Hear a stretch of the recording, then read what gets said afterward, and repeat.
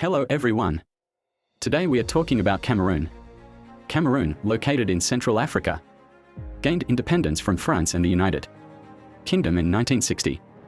Since then, the country has experienced a history characterized by political instability, ethnic divisions, and economic challenges. Paul Biya has been a prominent figure in Cameroonian politics for decades. He became president in 1982 and has remained in office since then, making him one of the longest-serving leaders in the world. Biya's leadership has faced criticism for alleged human rights abuses, corruption, and his handling of the Anglophone crisis in Cameroon's English-speaking regions. Thousands of the Anglophone Cameroonians were massacred, including women and children. In November 2018, Paul Biya was re-elected for a seventh term in office in an election that was marred by allegations of fraud and irregularities. Despite his advanced age, Biya is currently 91 years. There have been reports that he intends to run for an eighth term in the next presidential election scheduled for 2025. This has stirred controversy and raised concerns about the political future of Cameroon and the need for a peaceful transition of power.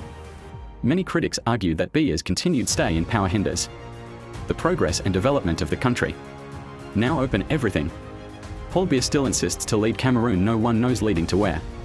This man has been ruling the country for 43 good years, and yet no international pressure on him. No IMF or World Bank sanctions on him. Why? Because he's a good leader to the West, too obedient and submissive to France and total oils. It really doesn't matter how long he rules. It doesn't matter how many of his citizens dies on daily basis due to lack of food, clean water, quality health services, etc. In 2019, this man had the nerves to look at the people of Cameroon in their face and told them that the weather of Cameroon does not favor his health. And so he no longer stays in the very country he's governing. He stays mainly in Paris and Zurich.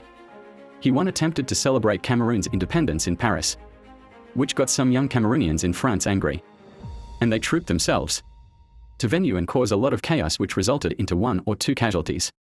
The question here is, why are African leaders so greedy like this? What makes Mr. Paul Biya thinks he's the only intelligent man who can run this country upon all the natural resources this country boasts of? Cameroon are in absolute poverty, 71% electricity accessibility, poor road network nationwide. Yet there are many Cameroonians who claim to be very loyal to this barbaric regime. The military and the police are among the lowest paid servicemen in Africa. What happens to the opposition leaders who tries to rise against Biya? No Western nation is talking about the brutal Paul Biya's rule. Network system in this country is a whole topic for another day. This is how stupid we can be as an Africans. Upon all this man is doing to us, we still support and follow him as if he's a messiah. Sometimes I wonder how foolish and stupid we are. Currently, we've seen a couple of videos circulating on social media that Mr. Paul Biya wanted to contest again as a president for the 8th term. 43 good years. Now that he's constructing roads, now that he's constructing infrastructure development, what was he doing in all these 43 good years? What was he doing?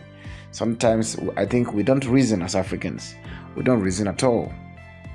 The French people who are manipulating this man, who are controlling him, they never criticize him. The Western world does not criticize Paul Biya upon all his barbaric rule. What he's doing to Cameroon people, how he's killing them. When you go to the western part of Cameroon, how he has been killing the English-speaking part, nobody's talking about it. It is a topic no one has ever talked about it. It came just within some few months and just went like that. All the people who died, they just died in vain. Now this man has come back again. He wants to rule again. How can this be possible? And we've still got some African people who are really in support of him. 43 years in office. How many presidents or how many leaders has the colonial masters, France, changed? Yet we still have one leader who has been ruling the nation for 43 good years. What is there that he couldn't do over all these years? Now he wants to do it now. What can he do again? Cameroon people, be wise and change this man. Even if it will cost your life, fight for your nation.